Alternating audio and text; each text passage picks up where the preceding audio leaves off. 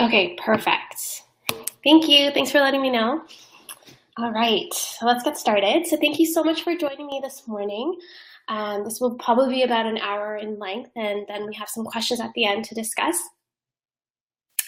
Okay, so today's topic is on cancer. So we're going to be talking about, or I'm going to be discussing the connection between cancer and your diet. Okay, so just an overview of what I will be going through in this presentation. I'm going to be talking about some cancer statistics that are in Canada. I'm going to discuss some proven lifestyle factors that reduce your cancer risk. I'm going to be highlighting the actual causes of cancer. And then we're going to be focusing more on the diet aspect, which is what foods to include for cancer prevention and what foods to limit for cancer prevention. And then lastly, we'll be going over some nutrition label examples, kind of putting everything together. Okay, so to begin, last year in Canada in 2016, there were over 200,000 new cases of cancer and close to 80,000 cases which resulted in death. So more than half of all new cases of cancer will be prostate, breast, lung, and colorectal cancers. About 2 in 5 Canadians will develop cancer in their lifetime, and 1 in 4 will die of this disease. 60% of Canadians diagnosed with cancer will survive at least 5 years after their diagnosis. The rate of new cases increases with age, particularly in Canadians over 50 years and older. So this is a really big concern, so much so that the World Health Organization has made it a global health issue. Cancer is a global health issue. And they project that by the year 2035, the world could see 24 million new cancer cases and 14.5 million cancer-related deaths a year. And in 2012, the 5 most common cancers among men were from lung, liver, stomach, prostate, and colorectal cancers. And for women, the top or the leaders in cancer are breast, cervical, lung, colorectal, and stomach cancers. So before I talk about what exactly is cancer, I just wanted to highlight that, cancer is, it's becoming so widespread. I'm sure all of us know people who've had cancer, whether they've, haven't survived or whether they are survivors of cancer. It's becoming so common. And a lot of people think or have that mentality that cancer is kind of like it results out of chance, right? Like it's just the way it is, like it's luck, it's the luck of the draw. And that's not necessarily so. There's so much research that going into cancer, and yes, there is no cure, but they are finding a lot of factors that can attribute to what causes cancer and what can't. So, some diseases such as heart disease, diabetes, we can really see the connection of your lifestyle with those diseases. And in cancer, and this is why I kind of wanted to talk about it today, we don't really see that connection with our lifestyle. We see it as, it's just kind of a random incident. And yes, cancer there is a part of a randomness there that, no one knows how they got it. Like with any disease, but with the more research that's coming out, we are able to kind of look at some connections, okay? So I just want to discuss, so we're all on the same page of what exactly is cancer. So cancer begins as a single cell that's abnormal that begins to multiply out of control, okay? Groups of cells form tumors. So when all these cells are kind of just multiplying, they form tumors and invade the healthy tissue, often spreading to other parts of the body. So carcinogens are substances that promote the development of cancerous cells. They may come from food, from the air, or even from within our own body when our body is kind of doing its thing with its process. Sometimes the cells, don't respond, and they can kind of go out of control that way as well. Most carcinogens are neutralized before damage can occur. Our body is very smart, so when something is off, they can kind of fix things. But sometimes, they attack the cell's genetic material, which is our DNA, and this is what causes all the damage and can alter it. So compounds known as inhibitors can keep the cells from growing. And what has been known is that there's some vitamins in plant foods that are known to be inhibitors, okay? So I know this is like a lot of information, so I just wanted to have something visual for you guys to see what I'm talking about the cells, okay? So we have our normal cell. We can see what it looks like, where the nucleus is, where the cytoplasm is, all the important components of a normal cell. When we look at what a cancer cell looks like, it's very different. And it's just altered. This is not what our cells should look like, right? So we have a normal cell, and it goes under some kind of mutation. Then it keeps on mutating as it goes on. So we can see that it just grows rapidly. So once a cell is mutated, it's really hard for it to go back to its original state, and it just keeps on mutating, okay? So here's another example of cell division that occurs in our body. So we see our normal cells, it divides normally, and eventually in a normal cell will lead to cell death after it finishes replicating. So the danger here is that a cancer cell never dies, okay? It just takes over. It spreads like wildfire, and it just goes everywhere.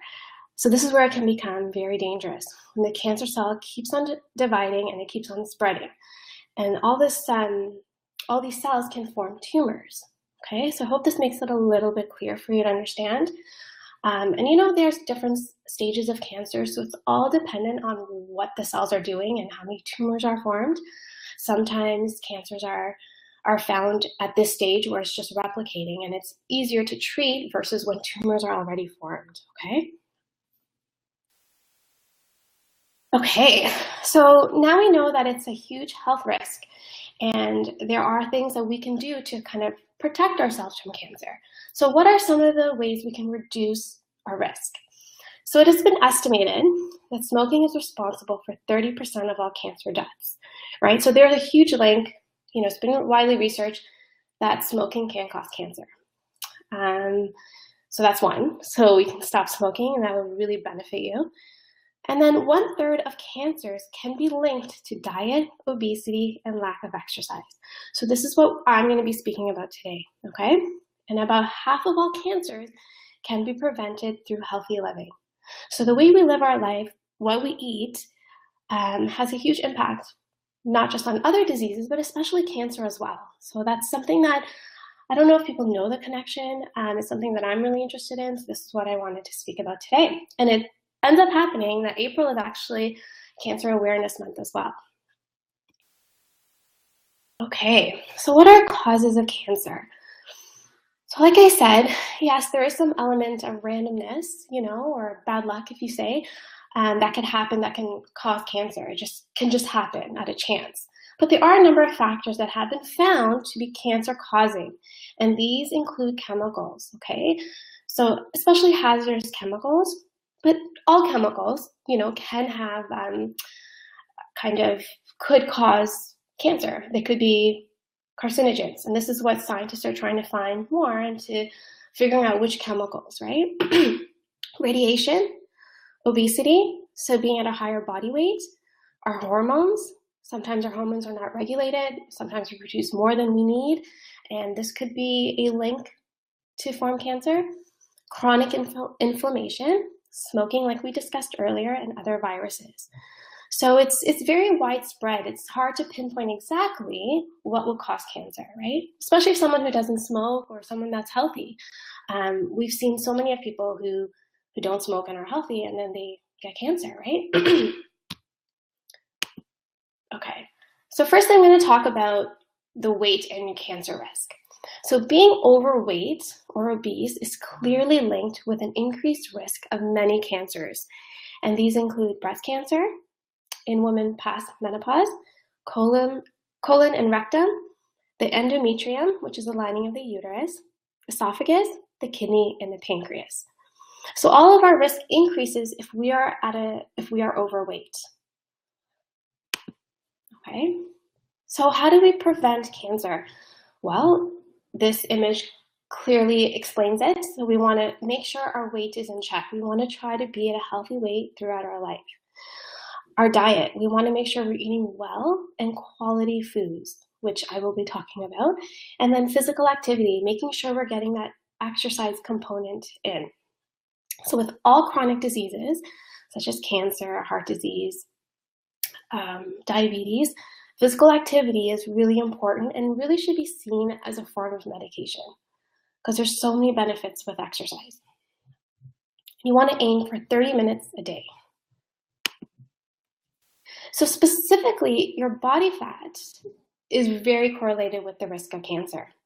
So there are people who actually are thin, but actually have a lot of fat just in their midsection. So in addition of having too much body fat, regardless of your body weight, is linked to an increased risk of colon and rectal cancer, and is probably linked to a higher risk of pancreas, endometrium, and breast cancer in women who are past menopause. So we see this diagram over here, right?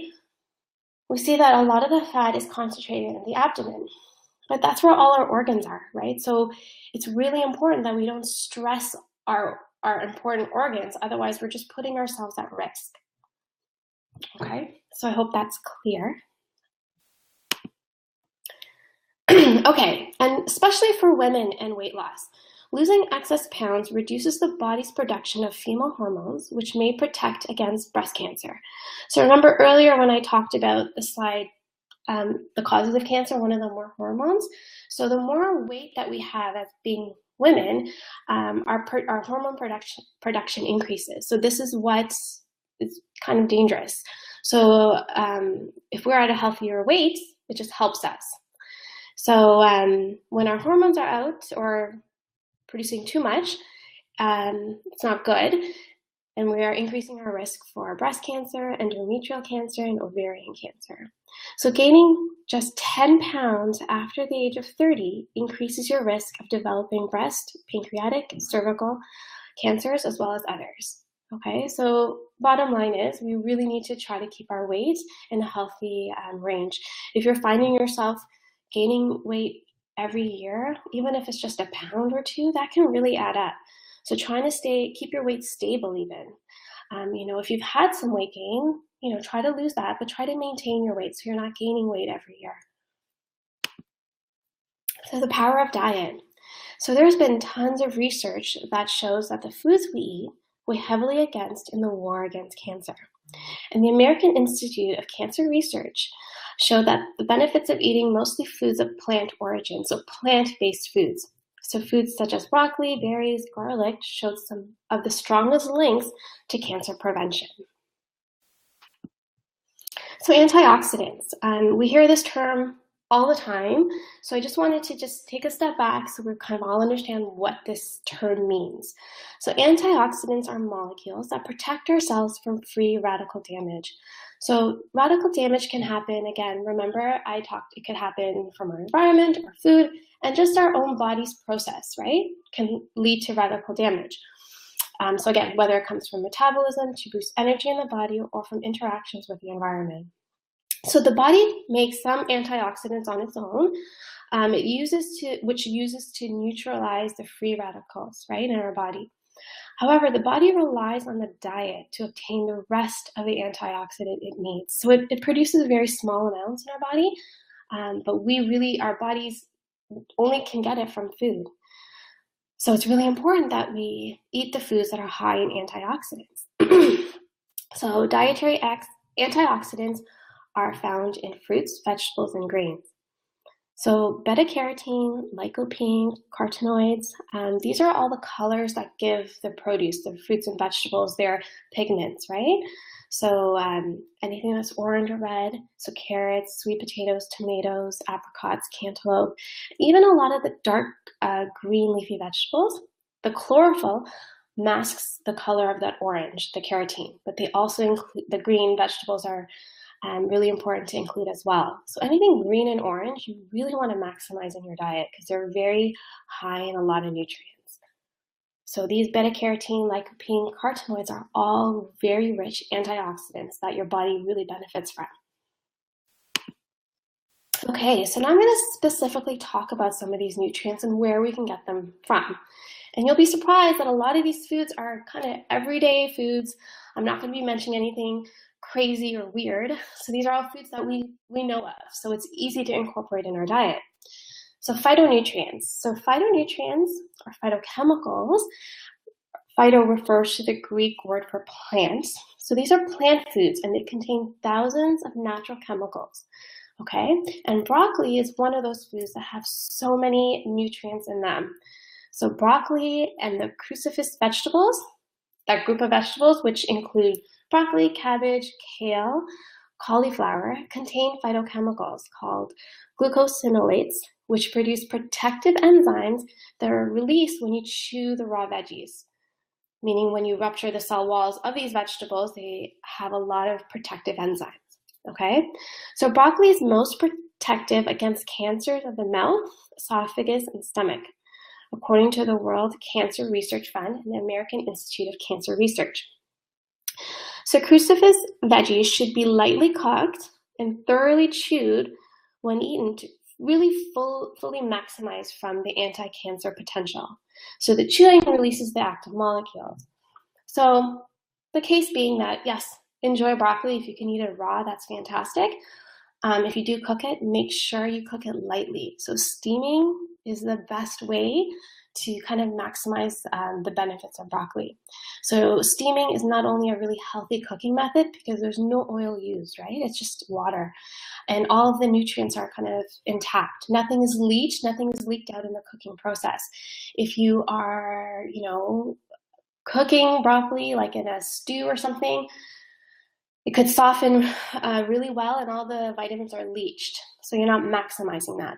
So you want to make sure it's tender crisp to really maximize on the potential for broccoli to give you that protection and provide you with that antioxidants, okay? And steaming it is the best. So garlic, there's tons of studies that show that garlic has really great properties that can help us. So the same sulfur compounds, which causes that odor of garlic, those compounds also help stop cancer-causing substances from forming in your body. It speeds DNA repair and kills cancer cells. So remember that diagram I showed you of the cells multiplying out of control? Cancer cells don't die very easily at all. So, garlic has those kind of potent compounds which helps kill those cancer cells. Chemo, radiation, those are forms to help shrink cancer and to kill them, but it's really impossible to kill cancer cells. It's very tough to do. Once the DNA is altered, it makes it very challenging. So garlic actually speeds DNA repair and can kill cancer cells. So garlic is a powerhouse of the allium family, but onions, leeks, chives, and scallions might also protect against stomach and colon cancers, which some research suggests. So the best way to maximize, the benefits of garlic is you want to use freshly crushed garlic as much as possible. And this should be preferred over supplements. If you go to a health food store, they sell garlic tablets. Do not waste your money on that. Instead, just buy fresh garlic and try to use that when you're cooking. So again, broccoli, you don't want to cook it too long. Same with garlic to really maximize the benefits. Yes. So strawberries. So again, these berries are coming into season very soon. And studies have shown that berry extracts slow the growth of cancer cells. Specifically, strawberry and black raspberry extracts had the greatest impact on colon cancer cells. So what makes strawberries so special? So strawberries are rich in antioxidants, such as vitamin C and ellagic acid. Studies have shown that ellagic acid revs up the enzymes, which destroy cancer-causing substances and slows the growth of tumors. They also contain flavonoids, which suppress the enzyme that damages the DNA and which has been linked to lung cancer. So again, strawberries have a lot of special antioxidants that really help with that whole cell cycle of what's going on in our body. And they're really easy to eat, right? They're pretty much a favorite for most people, especially kids. And tomatoes. So tomatoes are interesting because the rest of the foods that I had mentioned earlier, it's best to eat raw or when it's lightly cooked. But tomatoes and lycopene, which I'm going to talk about, it's actually best to eat when it's cooked. Okay, so I'll explain that a little bit more. So the red color that comes from a phytochemical called lycopene. It's a powerful antioxidant, which is mostly concentrated in tomatoes. So studies show that a lycopene-rich diet is connected to a reduction in your risk for prostate cancer. So lycopene has stopped other types of cells from growing, including breast, lung, and endometrium, the lining of the uterus. Researchers speculate that lycopene protects the cells by boosting the immune system. And they suspect lycopene stops the growth of tumors by interfering with abnormal cell growth, according to the American Institute for Cancer Research. So again, like I mentioned earlier, to benefit from lycopene, you want to really eat cooked or processed tomatoes, including tomato juice or pizza sauce or canned tomatoes, crushed tomatoes. The processing of the tomatoes makes the cancer-fighting compounds more available to your body. So it's more bioavailable when it's been processed, because the heat breaks down the plant cell wall, so you're able to get all those nutrients that easily, okay? So canned tomatoes, great staple to keep in your house, to be added to whenever you cook. So turmeric, again, not a big shocker. We all know that there's so many great health benefits of turmeric for so many diseases. And turmeric may have a number of tumor-suppressing functions in human carcinogenesis, including cell cycle arrest. So this is, remember when I was talking about the cancer cells, how they don't die? They just keep on going and going, whereas a normal cell actually ends up in cell death. So this helps in that. So it helps with the whole cell death process. So the cells don't completely keep on dividing endlessly. So colon cancer appears to have one of the great cancer on which the curcumin, which is the active ingredient in turmeric, had the greatest positive impact for colon cancer. So the daily addition of a teaspoon of turmeric to soups, salad dressings, curry dishes is a simple way of providing curcumin intake to help prevent cancer. And, you know, turmeric has gotten a huge kind of, in the health world, it's just kind of really has been a big deal. And you've even seen, I don't know if you guys heard of like turmeric lattes and like these turmeric shakes, which are really easy to make. However, I highly encourage, if you're able to take the whole turmeric itself. So the powder form is fine, but you really want to get that full potential is to actually get a turmeric root, which you can get at any grocery store. Maybe the Asian ones are probably a bit easier to find, and you can grate the turmeric into your foods. So apparently it tastes really good. I've tried it once. It's very nice. They look like ginger root, but so try to look out for that and try to incorporate that in your foods as much as you can. You can do like turmeric tea. You can just add it into hot water and really reap the benefits of that. So omega-3s. This is not a shock either. So like, again, all the foods that I've talked about, these are foods that we're already probably have in our diet or we know of. So it's just really maximizing on making sure that we're including more of that. So omega-3 fatty acids are thought to reduce inflammations in the body, right? And a variety of cancers have been linked to chronic inflammation. So cancers with a link to inflammation include colorectal, liver, lung, prostate. And the best way to increase the omega-3 in our diets is to eat a lot of fish, fatty fish, okay? So not tilapia. I know everyone loves that, but that fish provides absolutely no nutrients to us. So instead, switch your tilapia intake to wild salmon, sardines, and mackerel. Those are the fish that have the most omega-3s. You want to aim to have this once or twice a week. Or you could also add in a tablespoon of freshly milled flax seeds or chia seeds to your food because they are naturally high in omega-3s as well. Okay, so a lot of studies point out, obviously, all the plant foods have all these wonderful enzymes, right? So, you know, a lot of people are like, should I go vegetarian? Well, that would be great, but you don't need to. You know, studies have shown that animal fat is more harmful than vegetable fat. One study noted a 2% increase in breast cancer among those who consumed beef or pork 5 to 6 times a week. So if you wish to include meat, fish, or dairy in your foods, these are animal fats, make sure these foods play a supporting role rather than a starring role in your meals, okay? So that just means a little, make sure your vegetables and fruit are a lot more than your protein intake, your animal protein intake. So high fiber diets, really important. They add bulk in our digestive system, and it shortens the amount of time that the waste is in our body. Because when we have a high fiber diet, our metabolism, our intestines are moving a lot quicker, so we are able to excrete all that food waste. But if we have a diet that's low in fiber, that just sticks in our stomach for longer. So increased fiber decreases the chance for intestinal cells to be affected. You want to avoid highly processed foods, such as chips, crackers, and pastries. Not only are these very processed, but they lead to eating more calories than what you actually need. So these foods are very void of nutrients. They're just high in calories and high in fat and salt and sugar, and could lead to weight gain, right? So the bottom line is, okay, yes, you don't need to go vegetarian, but choose a balanced, predominantly whole foods, plant-based diet to help you reach and maintain a healthy weight. That's the bottom line.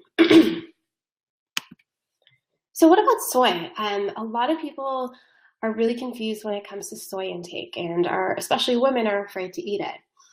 So I just wanted to kind of clear up this myth and kind of provide you with some useful information. So soy is actually one of the few plant foods with all the amino acids your body needs to make protein. So usually animal foods, animal protein is a complete protein. So soy is one of those vegetable-based foods that make up a complete protein. So soy is similar in structure to estrogen.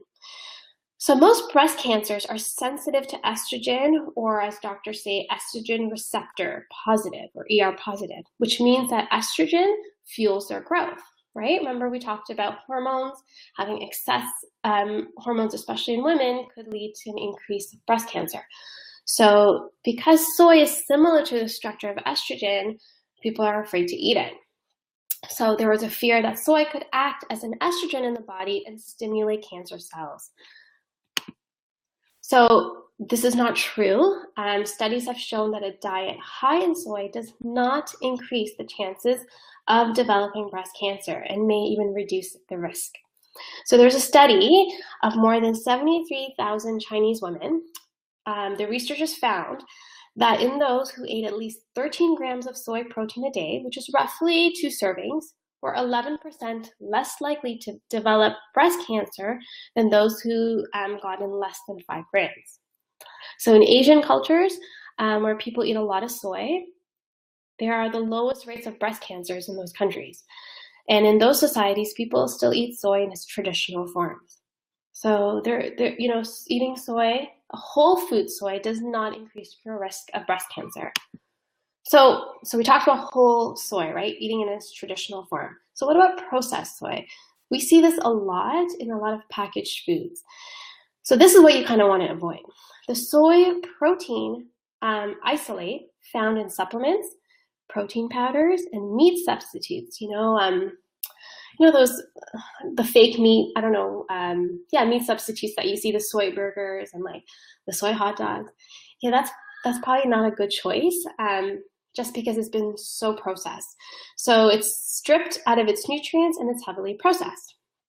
So processed soy isolates are more concentrated form of soy and likely to get a high dose of your soy intake if you're having, a lot of protein shakes and soy hot dogs, then if you're eating whole food sources of soy, such as edamame or tofu.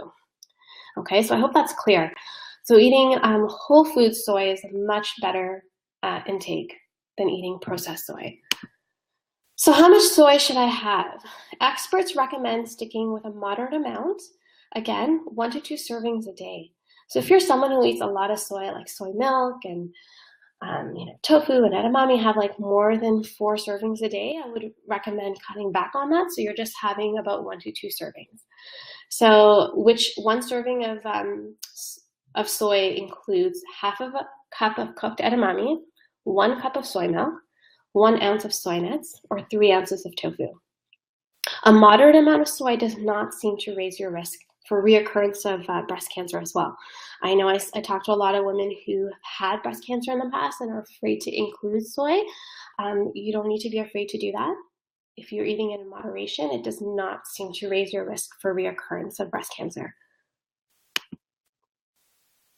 Okay, so now we talked about what foods to include in your diet for cancer prevention. And now I'm going to be talking about which foods you want to avoid. So processed meats. So processed meat is especially associated with an increased risk of cancer, especially colon cancer. So processed meats are, the bologna, salami, hot dogs,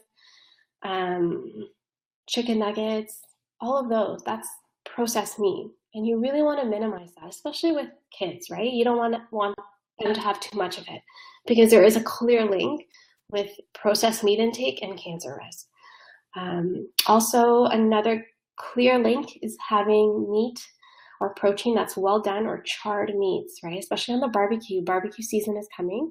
We really want to be careful with that char that we get on barbecue, which is actually really good, but it's not good for us because overcooking meats can form carcinogenic compounds.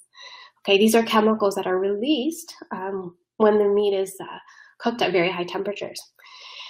And they're known as heterocyclic amines or polycyclic aromatic hydrocarbons. Okay, really long words, but all you need to know is that charred meats that you get from overcooking is not good because compounds are released, which has been shown to link to cancer risk. And also we talked about chemicals, right? Our exposure to chemicals is a cause of cancer. There's been a lot of studies on hazardous chemicals, right, that are in the industrial world, like solvents and so forth. But there are also chemicals in our food. So please don't brush that off because it's really important that we know what's going in our food. So hydrogenated fats, this is trans fats. These are man-made fats that scientists have made in the food industry to help the shelf life of foods.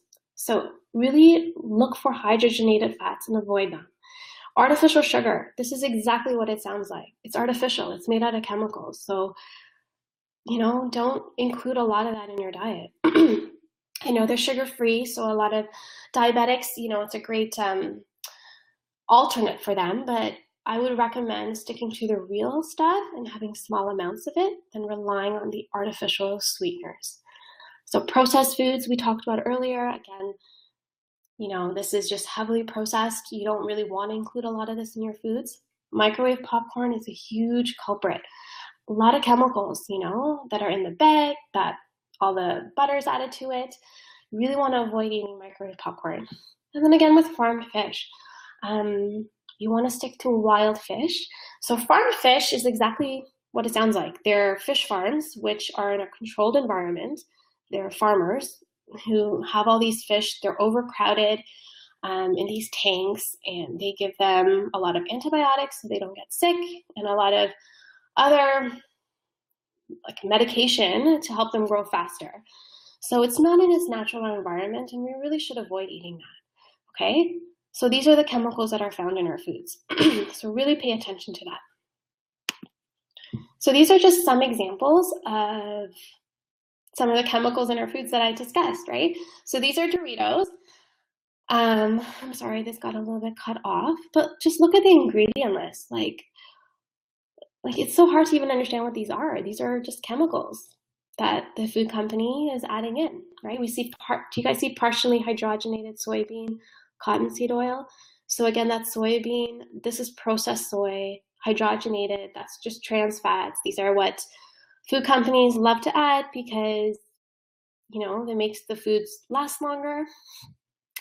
We see artificial colors, all these things inside here that are pretty much just chemicals. So you're not even eating anything real, right? So just be mindful.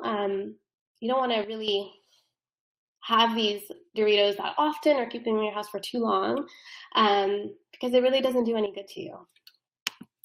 So these are examples of Oreo cookies.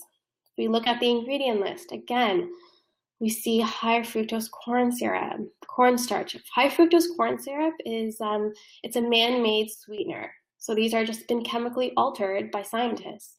So we really want to avoid that. We want to stick to real ingredients as much as possible. So we can see here, artificial flavor, artificial color, the soy, lecithin, remember this is processed soy, we really don't want to eat that, and a bunch of other things. Sorry, I apologize, this graphic is not clear at all, but hopefully it just proves the point that I'm trying to make. This is, I can't believe it's not butter. It's just a bunch of chemicals, okay? Vegetable oil blends, soybean oil, palm kernel oil, just a lot of additives and artificial ingredients that are added into this. And if you look at butter, the main ingredient is just cream. Like that's all there is. There's like 2 ingredients on there. So again, stick to the real stuff and have small amounts of it.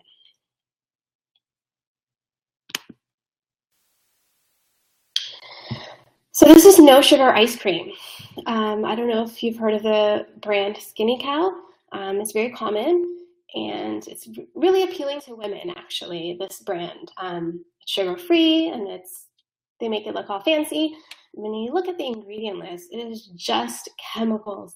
So yes, we have skim milk, water, we have all these sugar alcohols, maltitol, caramel color, palm oil, cocoa, polydextrose. It's just a bunch of chemicals, and there's also artificial sweeteners inside. So when a product looks too good to be true, it probably is, and your only way of finding out is to actually look at the label. So here we can see that there's just a lot of chemicals and there's artificial sweetener in there, right? Sucralose and acetylfame potassium, that's another sweetener. And they even have a little disclaimer. So sensitive individuals may experience a laxative effect from excess consumption of this ingredient, which is the sugar alcohols. So why would you want to eat this? Again, stick to the real ice cream that has real ingredients and have small amounts of it. Okay, so again, just to sum up, 5 steps for healthy living, for disease prevention, for cancer prevention. You want to exercise and maintain a healthy diet and a healthy weight. You want to include a lot of plant-based foods. I gave a list of a lot of easy, which I thought were easy foods to include in your diet, right? Garlic, broccoli, strawberries, turmeric. Some of these foods are already prevalent in our diet. Again, you don't want to overcook a lot of these foods, except for tomatoes. You want to include a diet that's high in fiber. You want to stick with whole foods as much as possible. And you want to avoid heavily processed high sugar foods because, again, it's loaded with chemicals. And we know that there is a link of chemicals and cancer risk. And these are my references. The last reference I have here, The Foods That Fight Cancer, Prevention of Cancer Through Diet. I got a lot of my information from this book. It's a fantastic, very easy to read book. It also has recipes and it's just really simple to understand, to see the connections of certain foods and cancer. So if you are interested, I highly recommend getting that book, Foods That Fight Cancer. The authors are Canadian and they're based out of Quebec. They're researchers in one of the universities out there. So that is the end of the presentation. So thank you so much for tuning in. I have some time available if there's any questions that any of you have.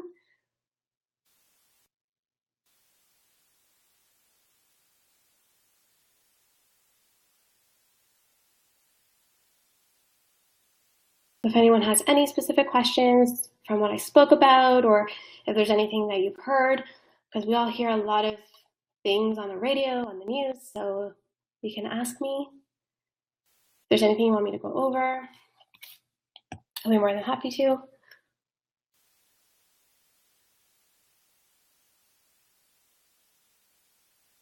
Okay, so someone has asked a question. I have been advised to avoid broccoli, cabbage because I have low thyroid. Okay, and it depends. I don't know if you're on any medication for thyroid. I have not heard of anyone, having to limit their intake of the crucifix vegetables. I know some people are sensitive to it because of their digestive system, but fear not, there are other vegetables that you can include. What about kale? I don't know if kale would be something that you could have, but that really helps as well. That's part of the family, the crucifix vegetables. Same with cauliflower.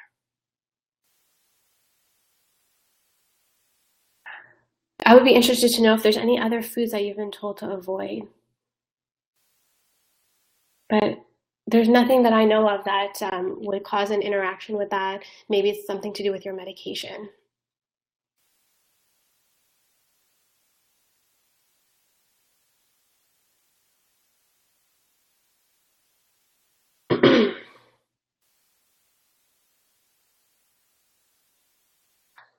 Okay, well, I guess there's no questions.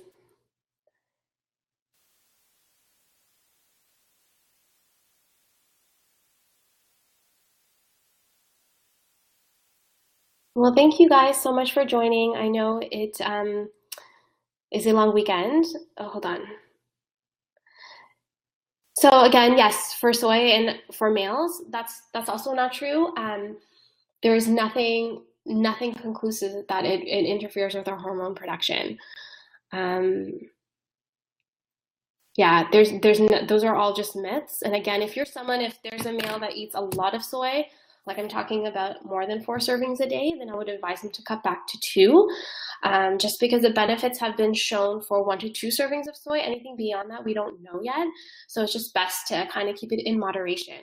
But there is nothing that interferes with the hormones. It's just an estrogen.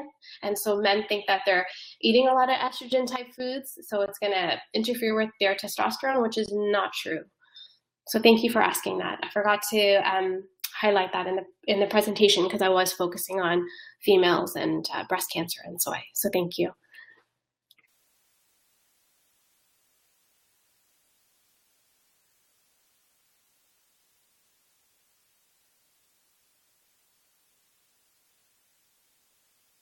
Another question, is it okay to have salmon every week?